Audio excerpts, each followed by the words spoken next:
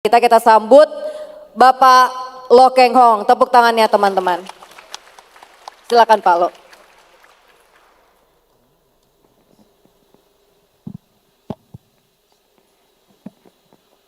Shalom. Yang saya hormati Ibu Wakil Rektor Dr. Setin. Yang saya hormati Pak Jamial Salim, Direktur Sinarmas Asset Management. Yang saya hormati Pak Resa, Kepala Perwakilan Bursa Efek Indonesia, Bandung. Yang saya hormati adik-adik mahasiswa, mahasiswi Universitas Maranatha. Yang saya hormati Bapak Ibu, selamat sore, salam sejahtera bagi kita semua.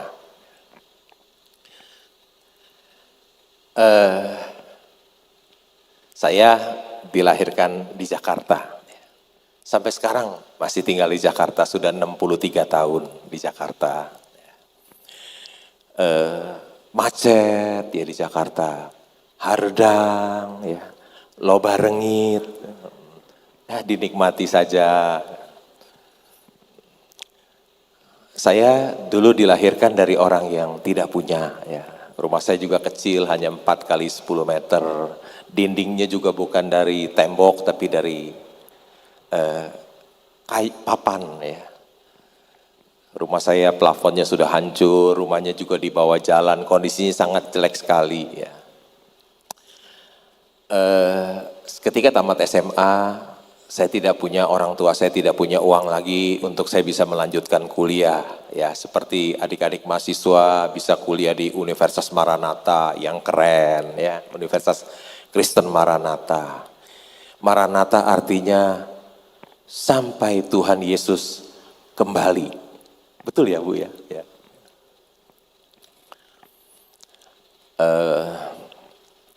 Akhirnya saya tamat SMA, saya harus bekerja, tidak bisa melanjutkan kuliah. Saya tidak seberuntung adik-adik mahasiswa yang bisa kuliah di universitas yang salah satu universitas Kristen yang terbaik di Indonesia. Ya. Dengan layarnya juga luar biasa, mungkin boleh dapat rekor muri nih paling besar. Ya. Saya belum pernah lihat ada LCD sebesar ini, ya. Apalagi di kampus ya. Saya bekerja tamatan SMA, diterima sebagai seorang pegawai tata usaha. Ya. Kalau sekarang dengan ijazah SMA mungkin nggak bisa diterima sebagai pegawai tata usaha, hanya jadi office boy ya. Tapi juga waktu itu juga karena tamat SMA nggak bisa apa-apa ya disuruh-suruh nih fotokopi gitu. Saya fotokopi BPKB, faktur, jaminan kredit, sertifikat. Jadi sekarang kalau saya beli mobil, beli rumah saya nggak pernah tanya orang, suratnya saya udah hafal semuanya karena saya dulu fotokopi. Ketika saya masuk bekerja tahun 1979, tamat SMA, gaji saya itu 20.700, ya mungkin sama uang makan sehari 1.000, ya jadi mungkin 50.000. Kemudian saya punya gaji kecil, masih hidup hemat dan sederhana, jadi meskipun gaji kecil masih ada sisa uang, ya. Saya bisa melanjutkan kuliah lagi, tapi kuliah di universitas yang tidak punya kampus, ya. Universitas Maranatha punya kampus yang besar di Bandung. Saya kuliah dulu di universitas yang nggak punya kampus, ya. Jadi gedung SMA disewa, malam-malam saya kuliah di situ, ya. Di seberang RSCM. Ya. Saya udah tamat kuliah, ya. Terus kerja 11 tahun, tetap jadi pegawai tata usaha, nggak naik-naik pangkat, kesian loh. Pak Jamial udah direktur loh, saya terus pegawai tata usaha terus. Ya. Karena jadi pegawai tata usaha gajinya kecil terus, ya. Jadi dari 50.000 sejak kerja 11 tahun, baru naik jadi 350.000 loh. Pegawai tata usaha nggak seperti Pak Jamial jadi direktur ya. Waduh, saya pegawai tata usaha. Kebetulan kepala bagian saya adalah temannya Pak Jamial ya. 11 tahun. ada pakto, bank-bank baru boleh diizinkan buka. Saya, nasabah saya buka bank, saya diajak. Waktu itu gaji saya tahun 90, kerja 11 tahun baru 350.000. Saya diajak, saya dikasih gaji 1 juta, oh saya pindah. Ya. Ada uang kesehatan tiap bulan 50.000, jadi naik 200%. Wah, saya pindah dan kerja habis-habisan loh. Nasabah saya yang kaya-kaya semua saya teleponin. Kalau dulu bunga deposito kan tinggi, nggak seperti sekarang rendah sekali. Misalnya dulu 10%, saya kasih 12%, wah dia pindah. Beda 2% banyak juga ya, dia pindah. Kemudian 1 tahun kemudian saya naik jadi kepala cabang. Padahal dulu 11 tahun jadi pegawai tata usaha. Kerja di situ 1 tahun karena itu bank melakukan ekspansi jadi kepala cabang. Karena jadi kepala cabang gajinya naik lagi, gajinya makin besar. Tapi pengeluarannya tetap kecil ya. Jadi yang sisa uangnya tambah banyak. Jadi gaji besar, pengeluaran saya nggak ikut besar. Gaji besar, pengeluaran saya tetap kecil. Jadi hidupnya sederhana, hemat dan sederhana. Jadi ada sisa uang, saya belikan saham terus. Ya, saya belikan saham.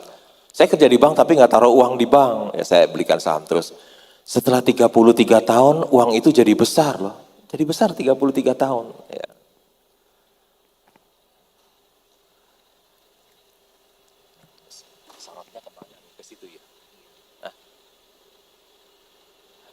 Ini ada Universitas Harvard ya. Terkenal nih universitas salah satu yang terbaik di dunia ya. Dikatakan ada 1% alumni Harvard yang punya uang 30 juta dolar. Kalau kali 15.000 itu 450 miliar. Ada 1%, jumlahnya kurang lebih 3.130 orang alumni Harvard yang punya uang di atas 30.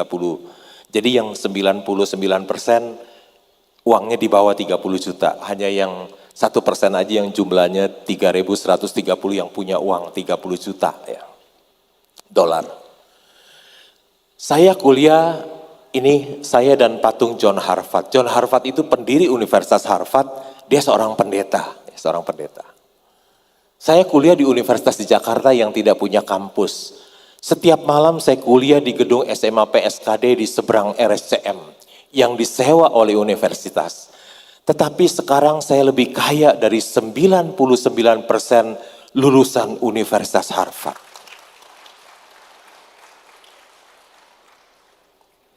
Berkat Tuhan itu begitu besar dalam hidup saya. Berkat Tuhan itu begitu ajaib. Apa yang gak pernah saya pikirkan, itu yang Tuhan berikan buat saya. Jadi adik-adik mahasiswa, kita tidak harus kuliah di luar negeri. Kalau kita banyak uang ya tidak apa-apa. Kalau uangnya pas-pasan jangan ke luar negeri, nanti kasihan orang tuanya, you lulus orang tuanya jadi habis duitnya ya kalau pas-pasan. Kalau Tuhan berkati kita, ya, meskipun kita kuliah di Universitas Maranatha, kalau Tuhan berkati kita bisa jadi orang yang berhasil. Ya. Mengapa saya memilih menjadi seorang investor saham? Dulu saya kerja di bank 17 tahun. Ya. Saya pikir yang paling banyak uang itu adanya di bank. Ya. Ini jumlah rekening dan nilai di perbankan kita sampai akhir Desember 2021 itu ada jumlahnya 7.546 triliun. Ya banyak ya. Dana masyarakat, dana perbankan semua ada 7.546 triliun. Coba kita lihat hari Senin yang lalu berapa kapitalisasi pasar Bursa Efek Indonesia? Itu 9.129.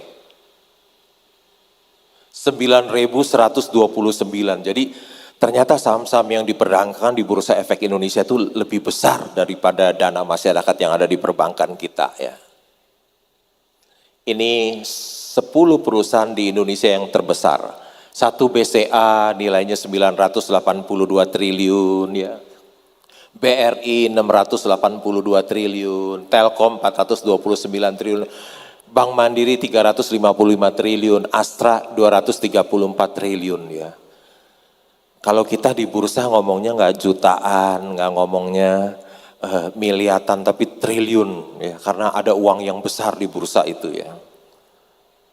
Nah ini Apple ya, ini perusahaan yang paling mahal, harganya 2.800 triliun dolar ya.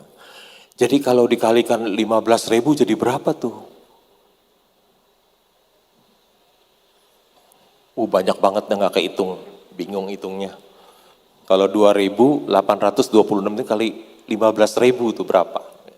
Itu baru satu perusahaan, belum yang lain itu. Wah ini saya di Apple.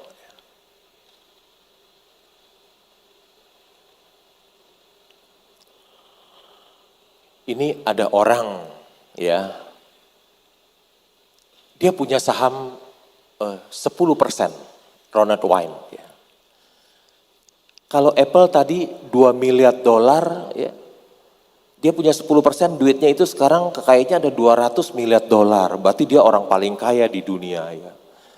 Tapi sayang, kesalahannya hanya impatient, tidak sabar. Kesalahannya itu aja.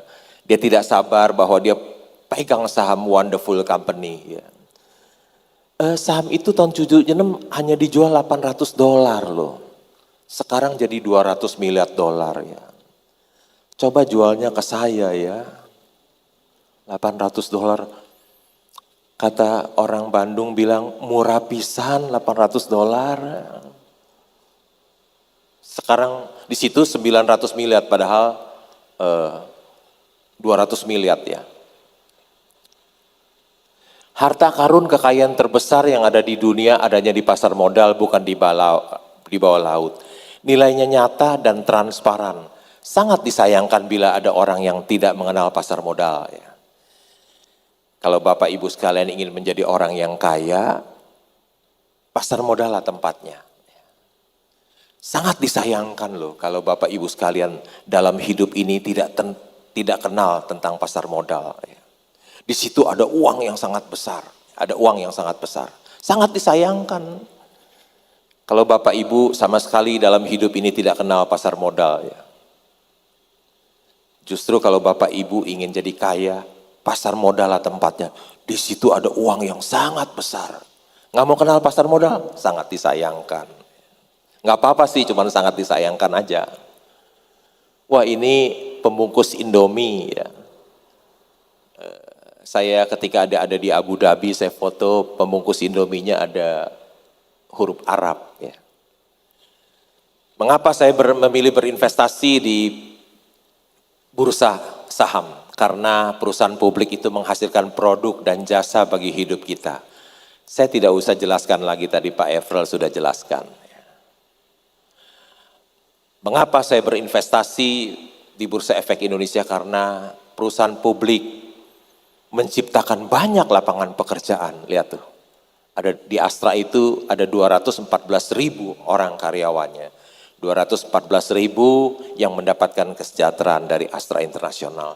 Belum dia punya turutannya seperti suppliernya, dealernya, wah jadi berapa juta, banyak sekali ya. Makin banyak lapangan pekerjaan tercipta, makin sejahtera bangsa dan negara kita. Ya. Makin besar Bursa Efek Indonesia, makin sejahtera bangsa dan negara kita. Ada banyak lapangan pekerjaan tercipta. Kalau dulu yang namanya pahlawan itu adalah orang-orang yang berani melawan penjajah Belanda. Ya. Kalau sekarang siapa sih? Kita sudah merdeka, siapa yang boleh disebut sebagai pahlawan? Menurut saya adalah orang-orang yang bisa memberikan kesejahteraan kepada banyak orang. Itu adalah pahlawan. Ya. Perusahaan publik banyak memberikan kesejahteraan kepada masyarakat. Ya. Jadi para pemilik perusahaan publik, perusahaan, para eksekutif, dan para pemegang saham mereka adalah pahlawan-pahlawan pada masa sekarang. Ya. Lihat tuh, ada jutaan lapangan pekerjaan tercipta, ya, ada jutaan lapangan pekerjaan tercipta. Lapangan pekerjaan tercipta, masyarakat kita jadi makmur, kita jadi tinggal di Indonesia jadi aman, ya.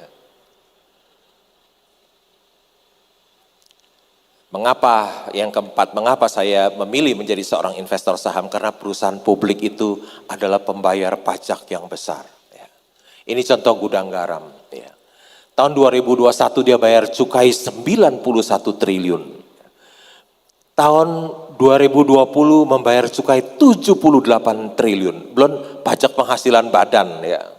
Jadi dalam 2 tahun ini gudang garam itu sudah membayar pajak itu aja sudah 170 triliun 2 tahun ya. Pajak dipakai untuk apa? Untuk pembangunan, untuk membantu rakyat miskin dan lain-lain. Ya.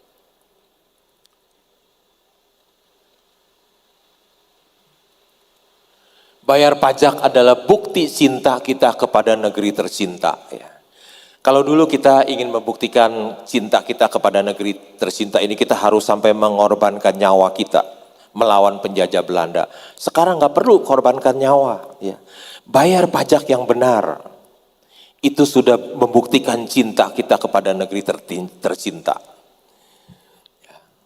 Jangan sampai kita sembunyikan penghasilan kita nggak bayar pajak, kita tungguin amnesti, pengampunan, baru ikut pengampunan. Jangan. Ya. Bayar pajak yang benar itu bukti kita, cinta kita kepada negeri tercinta. Bangga bayar pajak. Ini Warren Buffett, investor saham, mendapat penghargaan dari Presiden Amerika. Mungkin di masyarakat kita banyak yang berpikir bahwa seorang investor saham itu seorang penjudi. Tapi mungkin kita tidak pernah berpikir bahwa seorang investor bisa juga jadi pahlawan. Ya. Bursa Efek Indonesia menawarkan imbal hasil tertinggi di antara bursa utama dunia bagi investor saham jangka panjang. Bursa Efek Indonesia memberikan imbal hasil tertinggi bagi investor jangka panjang. Bersyukur saya ada di dalamnya. Ya. Saya kerja di bank 17 tahun, tapi saya tidak taruh uang di bank. Karena apa? Karena bunganya kecil. Barang-barang naik ya. Bunga bank berapa sekarang? 3% kali ya? Saya nggak tahu karena saya nggak pernah deposito. Ya. Barang-barang naik, minyak goreng aja dari 14.000 udah 25.000 ya. Kalau kita taruh uang di bank, uang kita tambah hari tambah kecil. Jadi kalau kita taruh uang kita di bank, kita sepertinya membuat diri kita miskin secara pelan-pelan, digerogoti oleh inflasi, makin kecil. Jadi uang kita itu harus kita investasikan. Ya. Saya juga tidak beli obligasi karena obligasi juga bunganya tidak besar. Saya juga tidak beli emas ya karena emas tidak produktif ya. Ini perkataan Warren Buffett, dia bilang, when we took over Berkshire, it was selling at 15 a share, and gold was selling at 20. Ya. Waktu dia beli saham Berkshire itu harganya lebih murah dari emas. Emas 20, harga saham Berkshire itu cuma 15 kata Warren Buffett.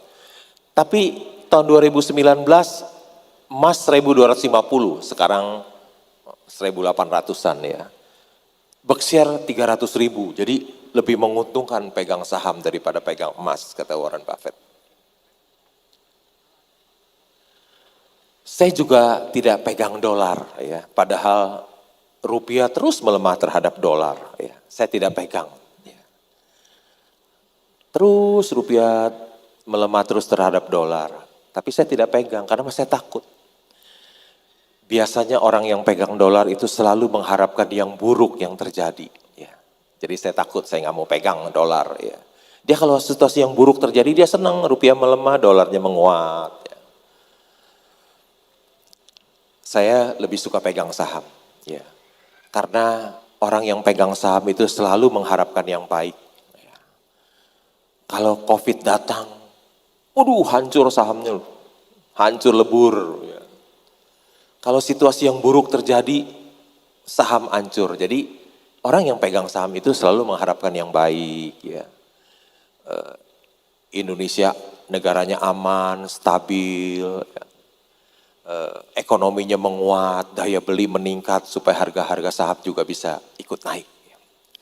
Kalau situasi buruk terjadi, ya hancur lah. Ya. Saham yang diperjualbelikan di bursa membuka kesempatan bagi para investor bermodal kecil untuk bisa memiliki perusahaan besar. Mengapa? Karena dengan memiliki saham berarti kita ikut memiliki perusahaan tersebut. Ya. Kalau kita mempunyai keuangan yang terbatas, uang yang terbatas, kemampuan yang terbatas untuk mendirikan perusahaan sebesar seperti Astra Internasional, seperti BCA hampir tidak mungkin, hampir tidak mungkin. Tapi dengan adanya Bursa Efek Indonesia memungkinkan kita yang uangnya terbatas, kemampuan kita terbatas bisa memiliki perusahaan yang hebat, ya, bisa memiliki perusahaan yang hebat. Kita bikin nggak bisa, tapi kita bisa memilikinya karena ada Bursa Efek Indonesia. Nah, sekarang kita sudah tahu rahasianya untuk memaksimalkan keuntungan investasi, saham is the best choice. Ya. Saham is the best choice. Ya. Tapi kata-kata saya ini hampir tidak dipercaya oleh 99 masyarakat kita. Ya. Masyarakat kita kalau punya uang, dia masih taruh uang di bank atau dia belikan properti. Ya. Jadi 99 masyarakat kita tidak percaya kata-kata ini, saham is the best choice. Ya. Tidak percaya. Ada fatwa dari MUI beli saham itu halal. Ya. Tapi katanya Bitcoin haram untuk investasi. Ada 2 orang kaya nih. Ya. Dia tidak pakai jam tangan Rolex. Ya. Dia tidak pakai berlian. Karena the goal is to be rich, not to look rich. Ya. Dia tidak pakai jam tangan Rolex. Ya. Kalau belum lama saya ikut pesta dari satu orang, ya makan. Terus saya nggak tahu, ya. Saya pakai jam tangan Seiko yang sudah saya pakai dari tahun 2005, 17 tahun. Masih saya pakai karena nggak rusak-rusak. Saya nggak tahu orang yang duduk di sebelah saya itu, teman saya baru kasih tahu, Pak, orang yang duduk di sebelah Bapak itu, dia pakai jam tangan 2 miliar loh. Tapi memang dia orang kaya sih. Ya. Crazy rich ya. Dia bilang, the goal is to be rich, not to look rich. Ya. Karena tujuannya adalah menjadi kaya, bukan kelihatan kaya. Ya. Menjadi kaya itu penting, kelihatan kaya tidak penting. Ya. Menjadi kaya itu penting, kelihatan kaya tidak penting. Tapi banyak sekali orang lebih suka kelihatan kaya daripada menjadi kaya. Ya. Masyarakat lebih suka kelihatan kaya daripada kaya beneran. Tapi karena ingin kelihatan kaya, menghabiskan uang banyak, sehingga nggak bisa kaya jadinya. Ini Mike Tyson. Ya. Dia dulu orang susah, karena jadi juara tinju dunia, dia jadi kaya. Dia dapat 400 juta dolar, kalau kita supaya cepat hitung kali aja 15.000, 6 triliun. Akhirnya habis lagi uang itu karena hidupnya konsumtif, foya-foya. Dia pikir dia udah kaya, nggak bisa miskin lagi nih. Ternyata punya uang 6 triliun juga habis, ya habis. Jadi hiduplah hemat dan sederhana. Ya. Kan ada pepatah mengatakan hemat pangkal kaya, ya. Boros pangkal miskin. Ya. Ingat tuh. Hemat pangkal kaya, boros pangkal miskin. Kalau nggak percaya, lakukan deh boros-borosan. Ini terinspirasi dari orang yang bisa menggandakan uang. Ya. Orang yang tidak dapat menggandakan uang mencari pengikut sebanyak-banyaknya untuk dimanfaatkan agar ia menjadi kaya. Bukan pengikutnya yang kaya, tapi orang yang dapat menggandakan uang tidak mau pengikut seorang pun. Saya tidak mempunyai pengikut seorang pun. Ya. Ada orang yang bikin Instagram followernya berjuta-juta. Lo Keng Hong nggak mau bikin Instagram, nggak mau punya follower satu orang pun. Karena saya tidak mau memanfaatkan follower saya. Saya tidak mau memanfaatkan orang lain. Nggak mau follower satu orang pun. Nggak punya Instagram. Sekarang kenali apa yang akan dibeli dan beli apa yang kita kenali. Jadi kalau kita mau beli saham tentu kita harus tahu apa yang kita beli. Jangan beli kucing dalam karung. Ini di kafe saham di Bendungan Hilir. Kalau di Jakarta di Bendungan Hilir ada kafe saham, boleh ngopi-ngopi di sana. Di temboknya ada tulisan begini. Tuhan itu maha pengampun, tetapi bursa saham tidak kenal belas kasihan. Bursa tidak pernah memberi ampun kepada orang yang tidak tahu apa yang dia beli.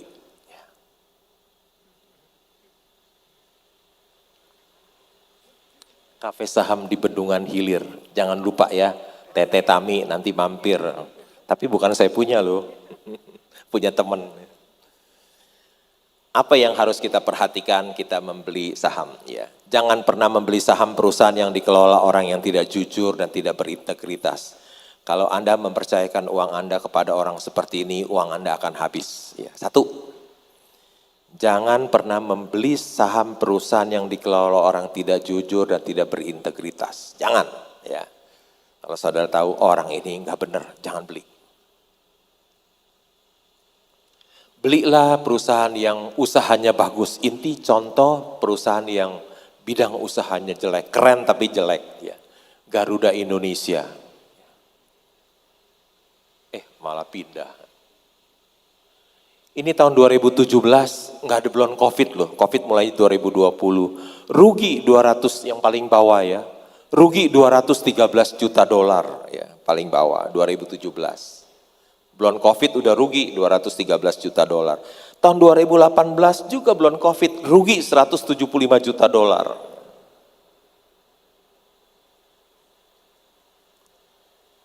Tahun 2019 rugi 38 juta dolar ya.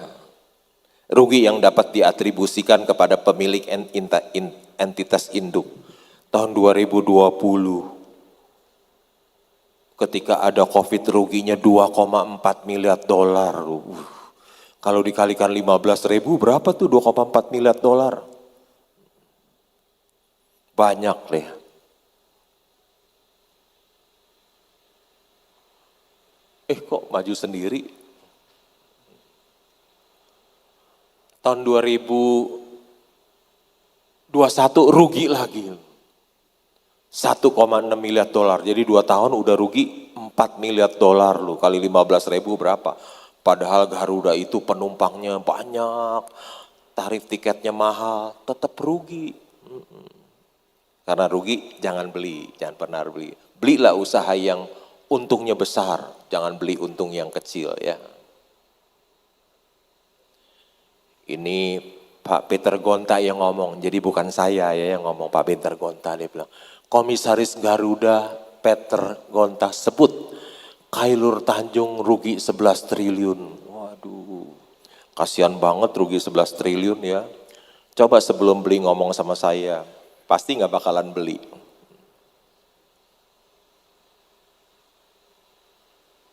Belilah perusahaan-perusahaan yang untungnya besar dan bertumbuh. Ya, ini contohnya BCA ya.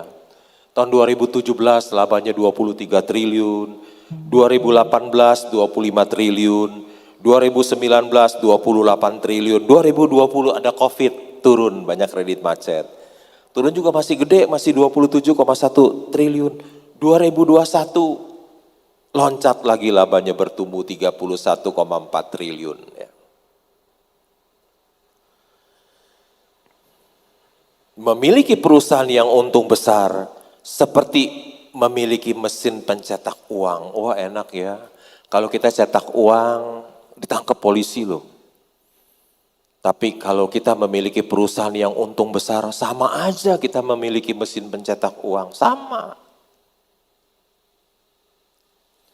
Ini contoh harga saham IPO BCA ya. Ini bukan rekomendasi membeli ya atau menjual. Ini hanya contoh, nggak boleh, bukan rekomendasi membeli atau menjual ya, contoh. Harga IPO BCA 1.400 tahun 2022 tahun yang lalu ya. Sudah di split 4 kali, 1 jadi 2, 2 jadi 4, 4 jadi 8, split 5 jadi 40 ya. Jadi saham yang satu dulu sekarang udah jadi 40 lembar karena dipecah-pecah sahamnya. Harga sekarang 7950 karena udah turun, ini belum di-adjust tiap hari kan harganya berubah, sekarang udah turun ya. Andai kata 7.500 saja kali 40 udah 300.000. Andai kata 7.500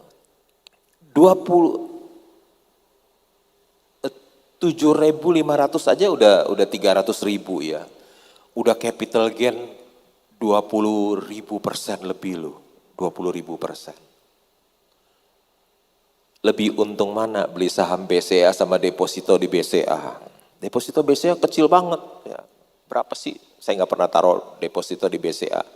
Paling 3% kali ya mungkin.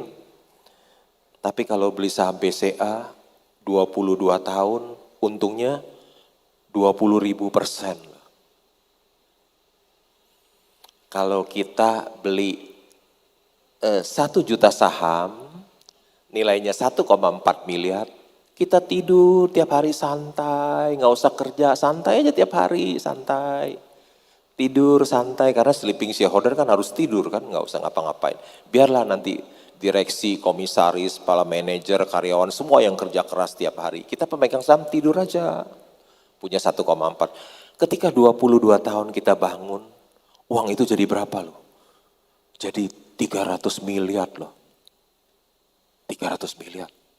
Ini bukan cerita halusinasi, ini kisah yang sudah terjadi. Ini kisah yang sudah terjadi, ya. Bukan hayalan. Ini yang terjadi.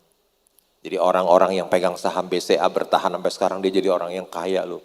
Perlu kerja nggak? Enggak. Tidur aja dan tiap hari bersenang-senang saja. Ketika kita sudah memiliki saham perusahaan yang hebat, yang terbaik adalah tidur.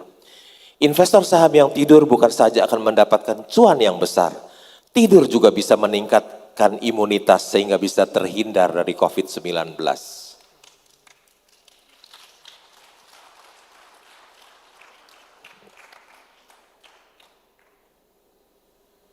Belilah perusahaan yang valuasimu murah. Ini juga bukan rekomendasi membeli atau menjual, ini hanya contoh kasus saja ya. Ini ada Bank CIMB, harga sahamnya 1040 ya. Terus labanya 3 bulan 1,1 triliun, 1,1 triliun labanya. Harga pasarnya cuma 26 triliun ya. Perusahaannya market cap-nya itu di bursa sekarang dihargai 26 triliun. Tapi 3 bulan labanya 1,1 triliun. Kalau kita kaliin 4 aja,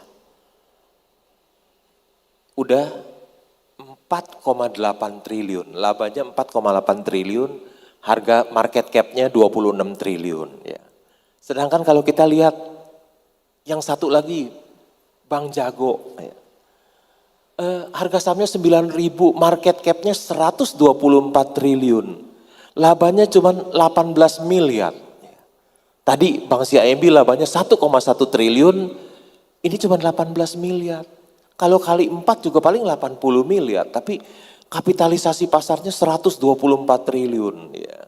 Ini contoh valuasi yang murah dan mahal. Ya. Tapi ini bukan rekomendasi membeli dan menjual, ini contoh kasus saja untuk pembelajaran.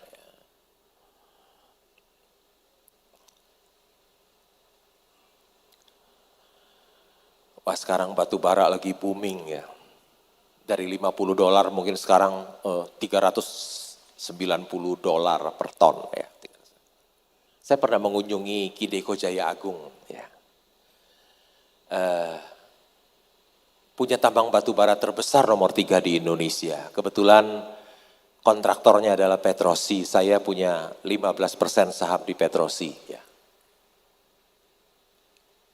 Jadi saya bisa melihat Kideko Jaya Agung ini anak perusahaannya Indika Energy.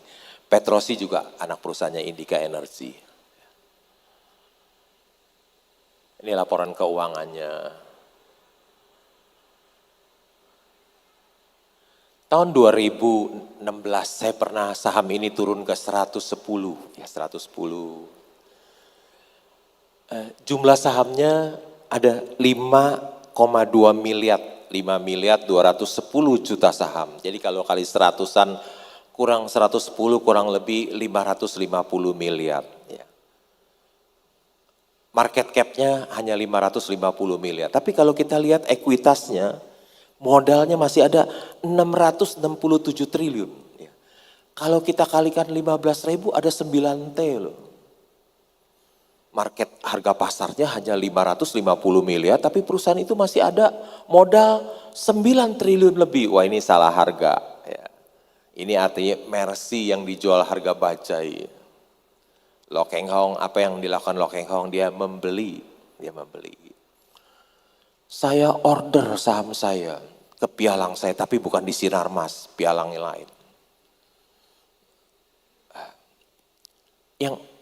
Yang angkat itu direkturnya loh. Direkturnya MBA lulusan Amerika. Dia memberi nasihat kepada saya, Pak, jangan beli Pak tambang batu bara, masa depan suram. Dia tulus nasihatin saya loh, bukan mau jeblosin saya. Dia tulus. Dia benar-benar tulus menasihati saya, jangan beli Pak. Tambang batu bara masa depan suram. Saya bilang gak apa-apa, beli aja, beli. Saya kumpulin beli, akhirnya jadi pemegang saham terbesar nomor 4 di Indika Energy. Ya. Tambang batu bara terbesar nomor 3 di Indonesia. Waktu saya beli harga batu bara hanya $50, naik ke $100. Apa yang terjadi dengan harga saham Indika?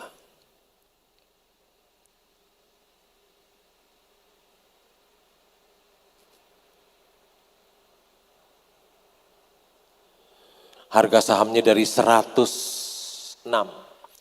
Dalam 2 tahun dia naik jadi 4.550. Wih, naik 4.000% lebih loh. Dan ketika dia naik, saya take profit ya. Saya jual kepemilikan saya. Wah, saya memperoleh keuntungan yang besar karena saya pemegang saham nomor 4 waktu itu dan harga sahamnya 2 tahun naik 4.000%.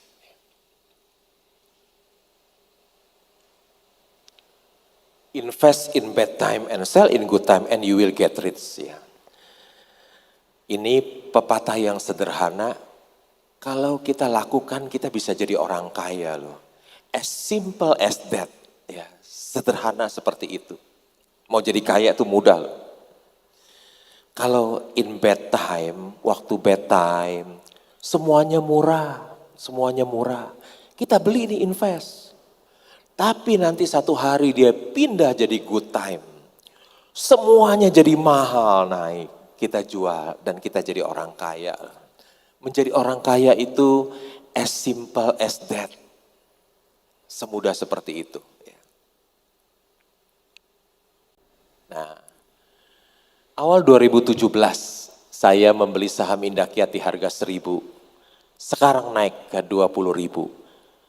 Saham Indakiat telah memperkaya saya, teman-teman saya yang mengikuti saya, dan investor-investor saham yang memilikinya.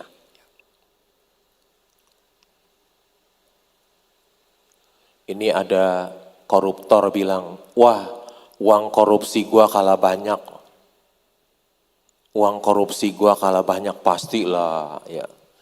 Sekarang koruptor sekarang yang tertangkap, kalau kita baca di koran, dapat uangnya cuma sedikit. Oh pasti kalah dengan seorang investor saham. Ya. Jadi kalau Bapak Ibu sekalian masih kerjaannya korupsi, mendingan berhenti loh. Daripada ketangkep nanti malu. Ya. Udah berhenti jadi koruptor, jadi investor saham aja. Dapat duitnya bisa lebih jauh, lebih banyak. Ya. Betapa mudahnya mendapatkan uang di sini. Wih, mudah.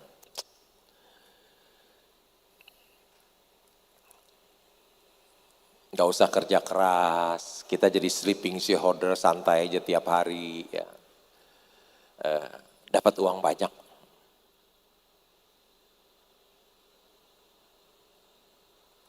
Lihat tuh, gokil kata wartawan CNBC, gokil. Warren Buffett cuan gede 1.720 triliun dari Apple. Waduh. Orang umur 92 tahun masih bisa cuan 1.720 triliun gara-gara beli satu saham Apple. Coba mau dagang apa yang bisa untung 1.720 triliun? Coba, bisa ada nggak ketemu? Mau jual apa? Ayo.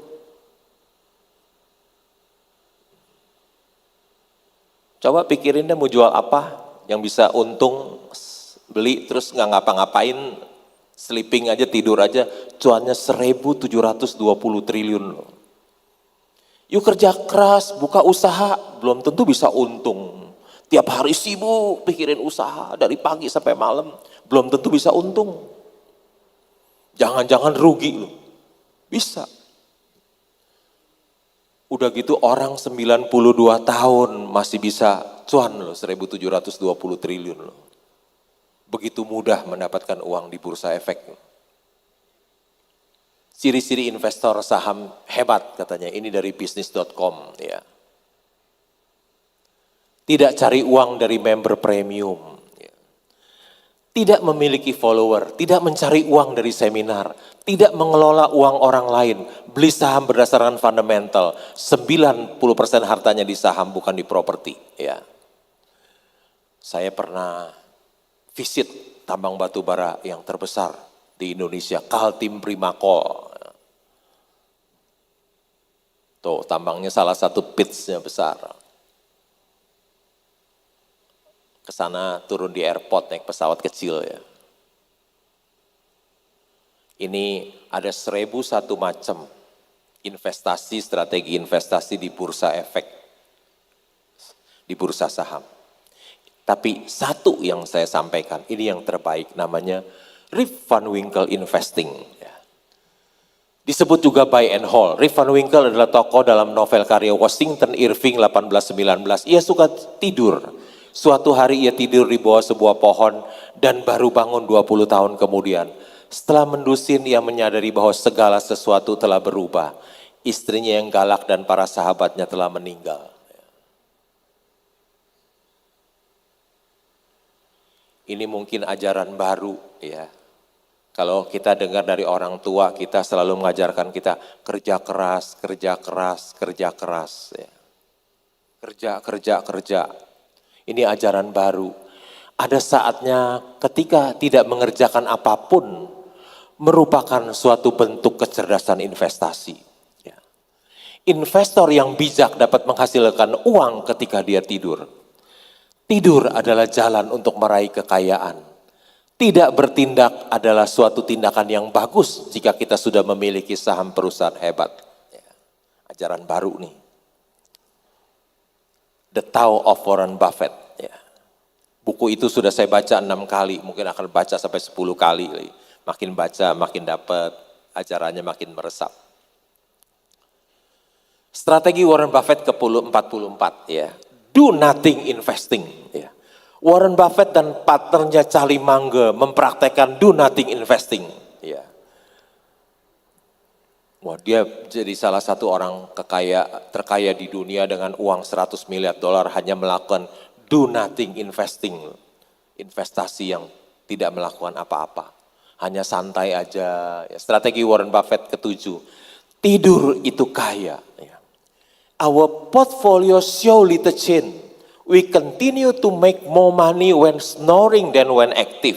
Ya, Warren Buffett bilang gitu loh. Portofolio dia itu berubahnya sedikit. Dia mendapatkan lebih banyak uang ketika dia ngorok daripada dia aktif. Enak ya. Kita aktif dapat uangnya sedikit, kita ngorok tidur dapat uangnya banyak. Kenapa kita harus tidur?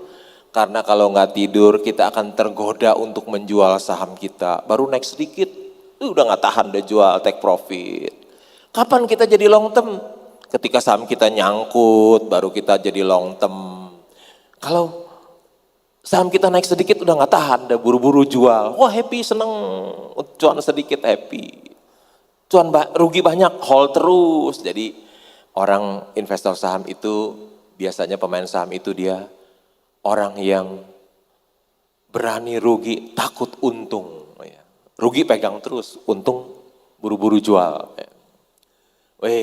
Warren Buffett tidur itu kaya katanya. Our portfolio surely to change. We continue to make more money when snoring than when active. Gak pernah dengar kan? Lu aktif bekerja sama dia tidur, dia lebih kaya lu ketika dia ngorok. The big money is not in buying and selling the stock, but in waiting. Ini kata Charlie Munger, Warren Buffett yang usianya lebih tua lagi dari dia. The big money is not in buying and selling the stock, but in waiting. Ya. Kalau Anda simpan, beli dan simpan, Anda akan kaya. Tapi kalau Anda trading, apalagi scalping, sekuritas Anda yang akan kaya. Jadi, Charlie Munger bilang, dapat uang besar itu bukan dari jual beli, tapi dari menunggu. When Jeff Bezos met Warren Buffett, they said, Warren, your investing strategy is so simple. Why doesn't everybody just copy you? Because nobody wants to get rich slow. Ya nggak mau kaya pelan-pelan, maunya cepat, instan. Ya. Lu tahu nggak? Jeff Bezos bilang, your investment strategy is so simple. Bukan simple loh. So simple, artinya terlalu mudah. Orang tinggal copy aja. Strategi Warren Buffett sangat mudah. Apa yang kita lakukan itu terlalu mudah. Tinggal copy aja. Nggak usah pakai teori EV EBITDA, nggak usah pakai teori discounted cash flow, nggak usah. Sederhana aja, cuman price earning ratio rendah, price to book ratio rendah, pakai dividen, pendekatan dividen yield, makin sederhana, makin akurat. Makin sulit, makin tidak akurat. Ya. Supaya dia dibayar mahal, jadi bikin yang sulit-sulit. Padahal nggak akurat. Kenapa dia bikin yang sulit-sulit, yang akurat? Karena supaya dibayar mahal. Ya. Padahal yang sederhana itu, yang simple, justru itu yang lebih akurat, lebih sempurna. Saya tidak punya hutang, mengapa saya tidak mau berhutang? Karena orang yang berhutang ketika krisis datang, seperti pandemi COVID-19 akan mengalami kesulitan dan kebangkrutan. Tetapi orang yang tidak punya hutang akan kuat bertahan. Saya tidak punya hutang 1 rupiah pun. Dalam dunia saham ada 2 pendekatan, satu fundamental, satu technical. Analisis fundamental memperhatikan kondisi kandang dan kesehatan sapinya. Sapi adalah analogi untuk perusahaan dan kondisi kandang adalah kondisi pasar modal. Analisis teknikal hanya memperhatikan pergerakan ekor sapi. Ekor adalah analogi untuk harga saham. Baginya kondisi kandang dan sapinya tidak penting, bahkan mungkin ia tidak peduli. Sapinya sakit atau lagi bete, yang penting ekornya masih bergerak naik turun. Ini ada buku Intelligent Investor karangan Benjamin Graham. Benjamin Graham itu adalah gurunya Warren Buffett di Columbia University di New York. Warren Buffett ketika usia dia 19 tahun 1949, dia sudah baca buku ini. Dia lihat orang ini hebat sekali ya, saya mau berguru sama dia. Ternyata dia adalah dosen di Columbia University. Dia langsung berangkat ke sana, kuliah di sana. Di buku ini, di pengantar buku ini ada dikatakan mengenai pendekatan teknikal ya. Dia bilang, Warren Buffett bilang gini, Benjamin Graham bilang begini, we do not hesitate to declare that this approach is as fallacious as it is popular. Kami tidak ragu-ragu untuk menyatakan, dia bilang loh, kata Benjamin, kami tidak ragu-ragu untuk menyatakan bahwa pendekatan teknikal itu fallacious.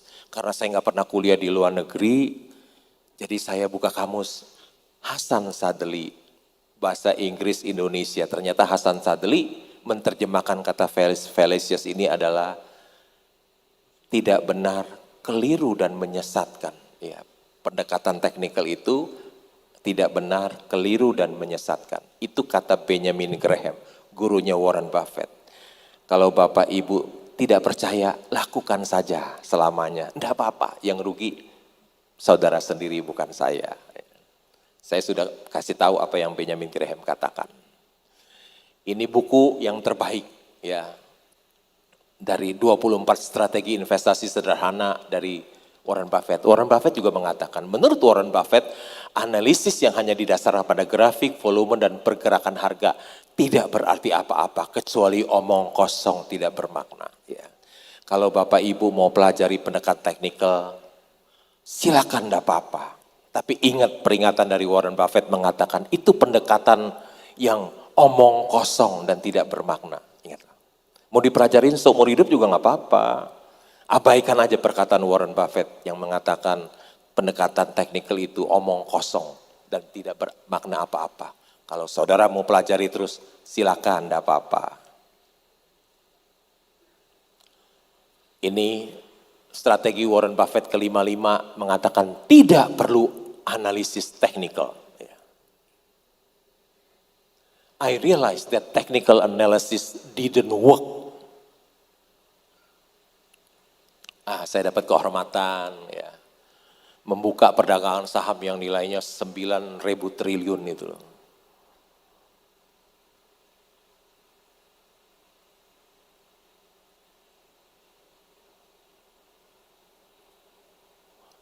Juga pernah investor saham dapat penghargaan ya. Itu di sebelah saya Menteri Kesehatan, di sebelah saya yang rambutnya panjang itu Wakil Presiden Direktur Indofood, mantunya Lim Sulyong ya, Franciscus Werirang. Setelah sukses berinvestasi saham, Lo Keng Hong menikmati hidupnya. Setiap hari ia duduk di taman rumahnya dari pagi hingga malam. Melakukan 3 hal, read, think, and invest. Ia membaca 4 koran, laporan keuangan perusahaan, dan data statistik pasar modal. Ya. Karena penulis bukunya, yang gambar kartunisnya nggak pernah datang ke rumah saya, jadi gambarnya jadi salah. Ya.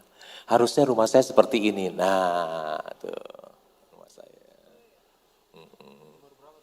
Hah? Tiap hari sukanya baca koran ya. Pagi-pagi, milenial sih udah pasti nggak mau baca koran, apalagi bayar koran masih mahal sekarang, masih 650.000 saya langganan tiap bulan, nggak apa-apa deh. Ada berita yang bisa kasih saya cuan banyak kan nggak apa-apa, 650.000 jadi kecil. Udah biasa baca koran 30 tahun lebih berhenti, sayang ya udahlah terusin aja lah, nggak apa-apa bayar juga. Baca laporan keuangan, ya baca buku saham. Sebuah patung inspiratif dari Jepang menunjukkan bahwa bobotmu tidak ditentukan oleh ukuran tubuh, tapi dari berapa banyak buku yang kamu baca. Ya. Anak kecil baca buku 4 lebih berat daripada orang gendut yang baca bukunya 1. Orang yang banyak membaca, dia jadi banyak tahu. Orang yang banyak tahu, dia dekat dengan kepintaran. Orang yang dekat dengan kepintaran, dekat dengan kekayaan. Membaca adalah sumber inspirasi. Pepatah bahasa Indonesia mengatakan, membaca adalah jendela dunia. Pepatah bahasa Mandarin mengatakan, Su li ziyu huang jing u. Su itu artinya buku. Huang jing artinya emas. U dari rumah artinya us. Dari di dalam buku ada rumah emas. Ya. Tiap hari Warren Buffett membaca, saya juga kerjanya hanya membaca dan berpikir. Permisi tanya dong mahasiswa, mahasiswi Universitas Maranatha, berapa waktunya, berapa jam sehari dipakai untuk membaca, untuk belajar? Permisi tanya. Saya hampir seluruh waktu saya dipakai untuk membaca, meskipun saya nggak kuliah. Ya.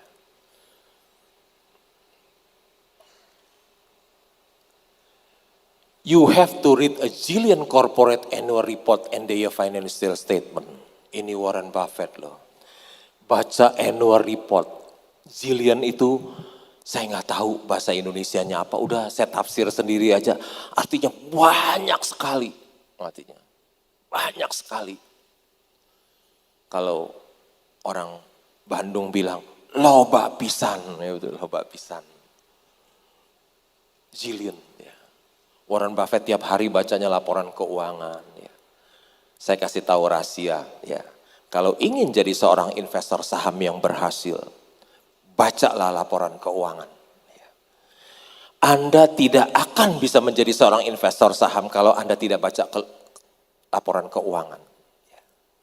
Saudara nggak mungkin bisa jadi seorang investor saham. Apalagi pakai yang lain-lain, ya. Itu ajaran sesat semuanya. Yang benar adalah bacalah laporan keuangan. Ya. Ikut Warren Buffett. Kalau mau kaya, ikut Warren Buffett yang sudah terbukti kaya. Yang lain omong doang. Ya. Minta seminar mahal-mahal, padahal yang diajarkan ajaran sesat. Itu pinter-pinter ngomong orangnya. Itu hanya tong kosong nyaring bunyinya. Mau jadi investor saham, syaratnya hanya satu. Baca laporan keuangan, jadi kita tahu apa yang kita beli.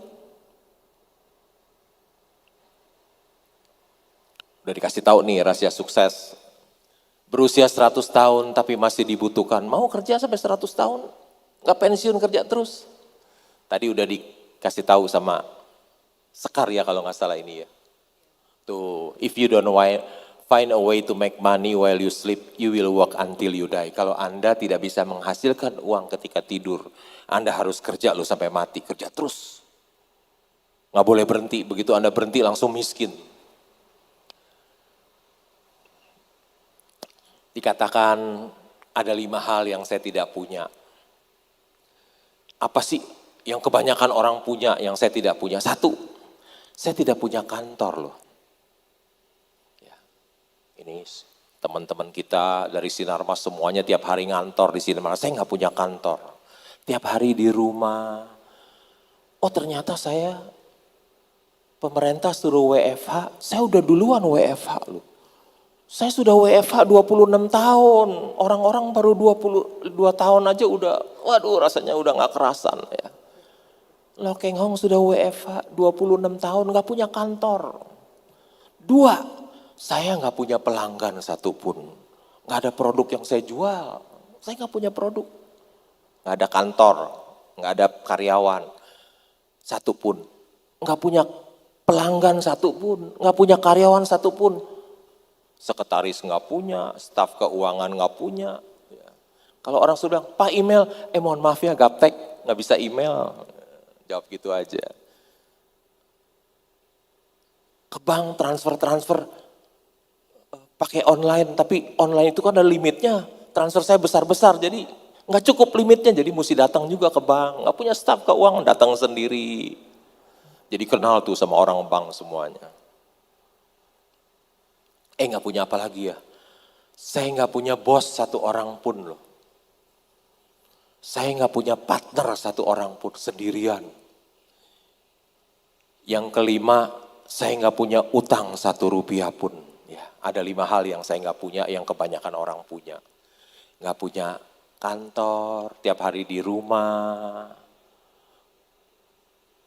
Kesian istrinya juga, tiap hari suaminya di rumah. Suami orang lain pergi pagi pulang malam, dia bebas. Kalau saya di rumah terus. Nggak punya kantor, nggak punya pelanggan satupun, nggak punya karyawan satupun, nggak punya bos satupun, nggak punya utang 1 rupiah pun. Oh berkat Tuhan itu begitu besar dalam hidup saya, begitu ajaib ya. Ada orang yang Orang miskin yang nggak punya kantor, nggak punya pelanggan, nggak nggak punya bos, nggak punya hutang, bisa jadi seorang triliuner loh. Seorang miskin yang menjadi triliuner. Berkat Tuhan itu begitu besar, berkat Tuhan itu begitu ajaib dalam hidup saya. Apa yang gak pernah saya pikirkan, itu yang Tuhan berikan buat saya. Harta melimpah ada satu hal yang tidak bisa dibeli oleh miliar. Warren Buffett bilang, uangnya ada 100 miliar dolar. Ada satu lu yang dia gak bisa beli, apa? Waktu katanya. Waktu yang dia gak bisa beli. Di dunia ini ada 4 macam orang. Orang yang pertama, orang yang banyak waktu tapi tidak punya uang. Siapa dia? Pengangguran. Ya. Hidupnya jadi penalu buat orang lain. Orang yang kedua, orang yang banyak uang tapi tidak punya waktu. Siapa dia? Dia adalah pengusaha, para profesional. Yang ketiga adalah orang yang tidak punya waktu dan tidak punya uang. Siapa dia?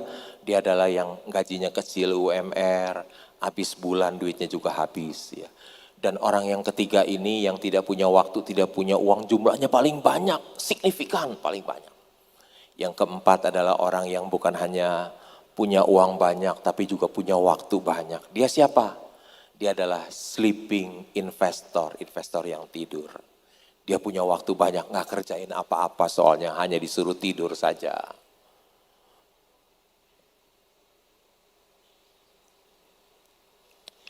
Waktu bukan uang, waktu lebih bernilai dari uang. Uang yang kita belanjakan bisa kita cari lagi, tetapi waktu kita yang telah berlalu tidak bisa kembali lagi.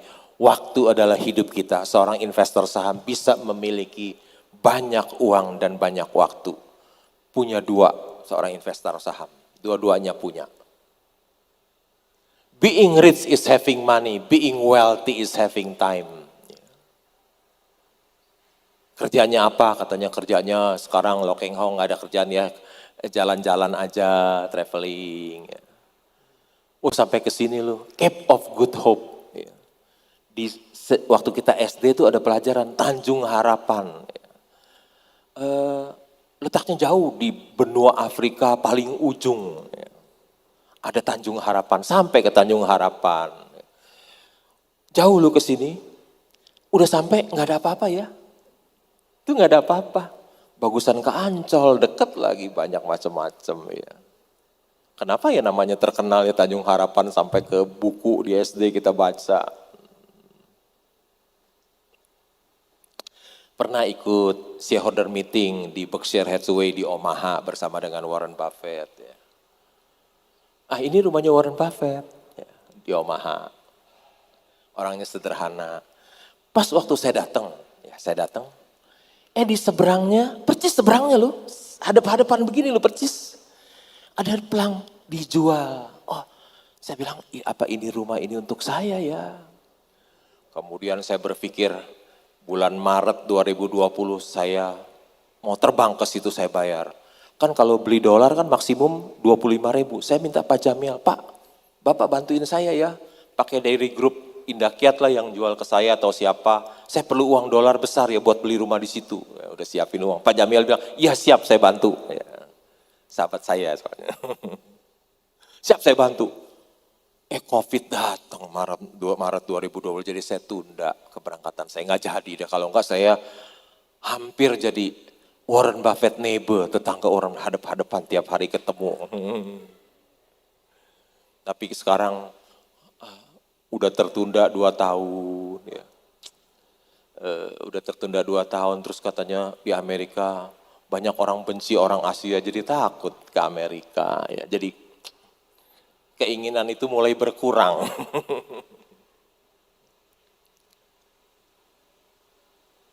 Wah, katanya Warren Buffett suka makan steak goret ya. Saya datang rame loh. Hari biasa.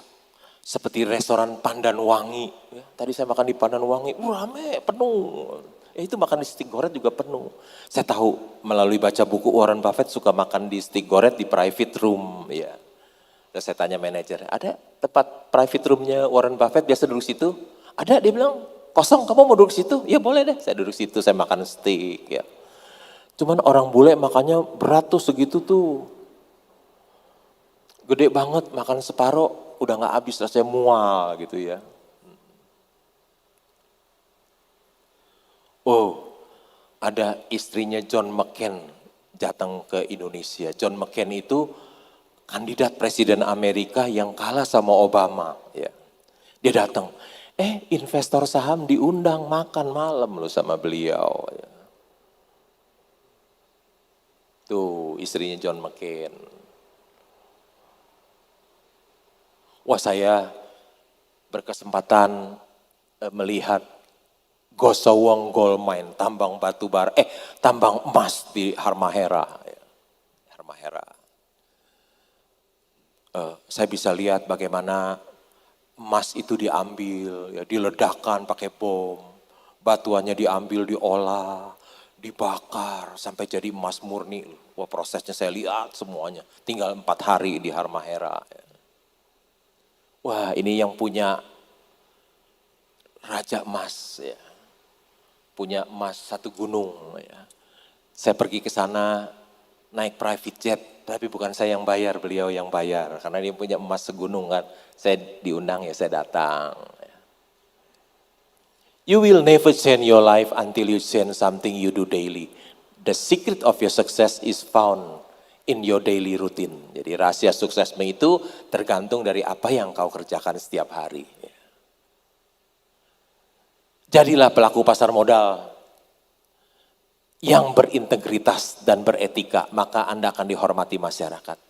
Ini dia idola saya, investor saham sukses yang terhormat, tidak tipu sana sini. Karena adanya corona, pemerintah menganjurkan agar melakukan studi dan work from home. Ternyata ini sudah saya lakukan selama 26 tahun. Karena udah dulu pertama-tama COVID tahun 2020 kan sekarang udah 2 tahun. Jadi itu belum dirubah, masih 24, sebetulnya sudah 26 tahun. Ya. Kekayaan Warren Buffett tembus 100 miliar dolar.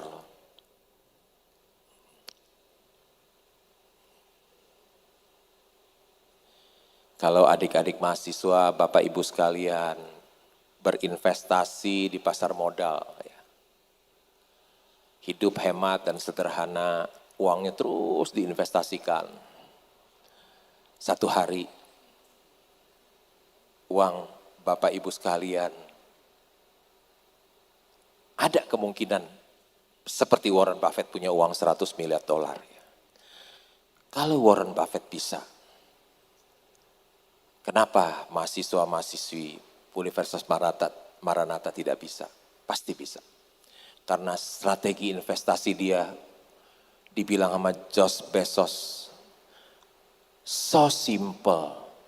Artinya bukan hanya sederhana tapi terlalu sederhana, terlalu mudah. Saya pikir apa yang saya sampaikan sampai di sini semoga bermanfaat bagi Bapak Ibu sekalian. Sekian terima kasih. Baik, terima kasih banyak Pak Lo Keng Hong yang sudah berbagi dengan kita di sini. Ternyata rahasianya Pak Lo untuk sukses hingga saat ini adalah tidur. Jadi kita mari perbanyak tidur, tapi tidurnya sambil mikir tentu Pak Lo ya, sama bersabar. Oke, saya udah diworo-woro sama panitia ya. Mau berapa pertanyaan panitia Q&A-nya? 2 pertanyaan, silahkan ada yang mau bertanya. Silahkan masnya, panitia boleh dikasih mikrofon. Mohon maaf ya karena keterbatasan waktu, nanti next time mungkin Maranatha mau buat acara lagi dengan Pak Lo bersama-sama dengan IDX ya Bapak ya tentunya ya. Ya silakan. Oh ya, sore Pak Lo, saya Stanley. Jadi saya mau tanya, saya tahu Pak Lo ini udah lama suka saham-saham sektor komoditas yang pasti Bapak punya banyak pengalaman dalam perusahaan-perusahaan sektor batu bara. Yang aku mau tanya ini adalah kalau komoditas itu kan bisa mereka berdarah-darah cukup lama. Udah berdarah-darah cukup lama walaupun ekuitasnya besar tapi kan kita pasti ada rasa khawatir. Yang aku mau tanya adalah di luar PE yang rendah dan mungkin juga tata kelola yang bagus, apa yang kita bisa tahu dari laporan keuangan? Sorry, mic-nya boleh deketin biar lebih jelas. Kurang jelas, boleh dibuka dulu atau maskernya? Oh ya, boleh, Ya. boleh. Ya. Oh ya, diulang aja ya. Oh ya, biar. Oke, jadi aku tahu Palo suka saham sektor komoditas dan udah punya banyak pengalaman dalam perusahaan-perusahaan sektor komoditas.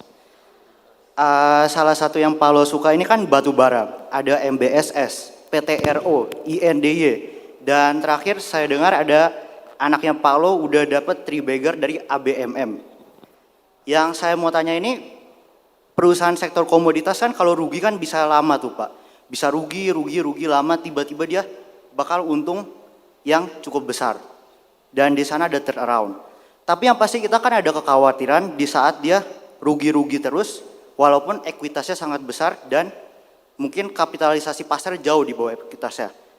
Yang aku mau tanya di luar PI yang rendah dan juga tata kelola yang bagus, apa yang bisa kita lihat dari laporan keuangan supaya kita bisa tahu bahwa perusahaan ini bisa bertahan lewatin masa-masa yang berdarah-darah itu. Supaya kita bisa sampai di mana masa enaknya. Ya mungkin itu sih. Baik, kita simpan dulu pertanyaan pertama. Pertanyaan kedua boleh tadi yang di belakang. Panitia silakan dipilih yang dari belakang sana.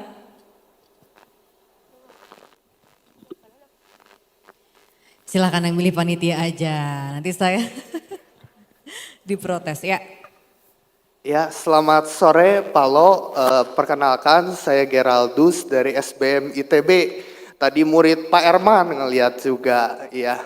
Izin tanya Pak, tadi saya melihat ada satu perusahaan batu bara terbesar di Indonesia, Kaltim Primakol. Wah, itu kalau dilihat pitnya besar banget ya. Mungkin batunya sedikit, simnya tebal Pak. Nah, itu kalau saya hitung kayaknya bisa hitung untung triliunan. Begitu juga dengan mungkin perusahaan saudaranya Pak, PT Arutmin. Nah ini saya lihat punya siapa Pak? Ternyata punya saham Bumi Pak. Nah saya lihat Pak, Bumi itu punya tambang sebesar itu tapi hanya dihargai 8 triliun Pak. Dengan harga batu bara acuan yang biasanya dia kan tinggi garnya, biasanya $50 gitu. Sekarang hampir 400, bagaimana pandangan Pak Lo terhadap saham Bumi? Karena menurut saya ini benar-benar Mercy, bukan dijual harga Avanza lagi Pak, harga sepeda Pak. Tambang sebesar itu dihargain 8 triliun, bagaimana pendapat Pak Lo terhadap saham Bumi? Terima kasih. Ya, tepuk tangannya. Silakan Pak Loh dijawab pertanyaan dari teman-teman.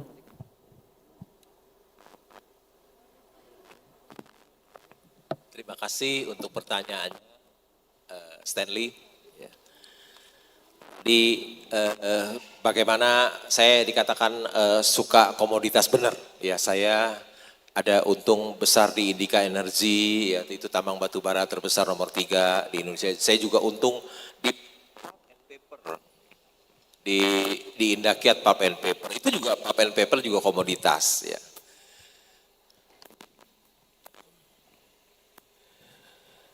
Bagaimana kita bisa tahu bahwa perusahaan itu bisa bertahan ketika dia lagi susah? Ya. Tentu kita mesti tahu dulu, karena komoditas harganya berfluktuasi. Jadi kalau hari ini tinggi, siap-siap nanti dia turun. Ya. Kalau dia harganya rendah, juga siap-siap sebentar lagi akan naik. Jadi selalu harganya selalu berfluktuasi. Habis naik, terus turun, habis turun juga akan naik. Ya. Jadi kalau perusahaan komoditas lagi susah, susahnya hanya sementara, paling 2 tahun, ya, seperti itu susah. Nanti dia akan untung besar, ya, untung besar. Jadi kita tahu dulu nih, sebentar lagi kalau udah rendah dia pasti akan naik tinggi, ya, satu. Yang kedua, belilah yang perusahaan-perusahaan tadi saya bilang, saya beli Indika Energy karena modalnya kuat loh. Nilai pasarnya itu 100% perusahaan Indika Energy, tadi saya udah jelasin hanya 550 miliar. Tapi di dalamnya masih ada modalnya 9 triliun gitu kan. Nah itu modalnya masih kuat, ada 9 triliun. Jadi kita tahu dia pasti bisa bertahan, masih bisa bertahan karena modalnya kuat. Ya. Jadi kira-kira gitu. Saya beli karena saya tahu sementara susahnya. Yang kedua modalnya kuat. Jadi saya beli seperti beli Mercy harga bajai, udah saya beli aja lah. Dan nunggunya gampang tuh naiknya. Dari bajai sebentar lagi dia akan balik jadi Mercy lagi ya. Komoditas seperti itu sifatnya. Hari ini Mercy, besok jadi bajai, dari bajai besok lagi Mercy. Jadi waktu dia jadi bajai kita beli, kita tungguin sampai dia jadi Mercy, kita jual. Jadi kaya deh. Invest in bad time and sell in good time. Yeah. And you will get rich. Itu ya Stanley. Jelas ya Stanley ya. Oke, next Tadi question. dari Geraldus bertanya bagaimana dengan saham bumi. Ya. Ya kalau kita lihat perusahaan tambang-tambang batu bara kan harga batu bara $50 jadi 300 hampir $400, $390 mungkin. Untungnya besar-besar loh. Ya, untungnya besar-besar. Tentu saja itu pun akan dialami oleh Bumi Resources karena dia adalah tambang batu bara terbesar di Indonesia. Ya. Bagaimana menurut pendapat saya? Sebetulnya you nggak usah tanya pendapat saya, kan udah dijawab tadi. Udah dijawab sendiri. Tadi dibilang ini bukan Mercy harga bajai tapi harga sepeda. Ya itu sudah benar. Itu udah dijawab sendiri sebetulnya. Kira-kira gitu ya. Terima kasih ya. Ya baik, terima kasih Pak Lo. Mohon maaf sekali untuk sesi Q&A-nya hanya dibatasi karena waktu kita juga yang terbatas. Mungkin next time kita akan bikin sesi berikutnya ya teman-teman. Tadi kita belajar bersama-sama ya bersama Pak Lo Keng Hong ya, yang saya highlight beberapa the goals is to be rich not to look rich ya. Melihat di sini juga banyak sekali mungkinnya teman-teman khususnya Gen Z ataupun millennials yang ingin terlihat kaya dengan flexing apa segala macam di sosial media. Ayo kita lebih hidup berhemat, kita hidup lebih sederhana, mencontoh Pak Lo gitu ya. Tidur adalah jalan meraih kekayaan gitu ya. Jadi teman-teman semuanya terima kasih sudah hadir di acara kita hari ini ya. Investasi cerah masa depan, investasi terarah masa depan cerah. Saya juga terima kasih sekali lagi untuk ketiga narasumber kita. Boleh tepuk tangan sekali lagi, ada April Sekar dan juga Pak Lo Keng Hong. Saya juga terima kasih untuk Universitas Kristen Maranatha yang sudah bekerja sama dengan baik dengan Siminvest. Terima kasih Universitas Kristen Maranatha, dan saya Tami Kartanegara. Mohon maaf jika banyak kekeliruan selama memandu acara. Kita berjumpa di lain kesempatan, kita kembali lagi ke MC. Terima kasih, wassalamualaikum warahmatullahi wabarakatuh.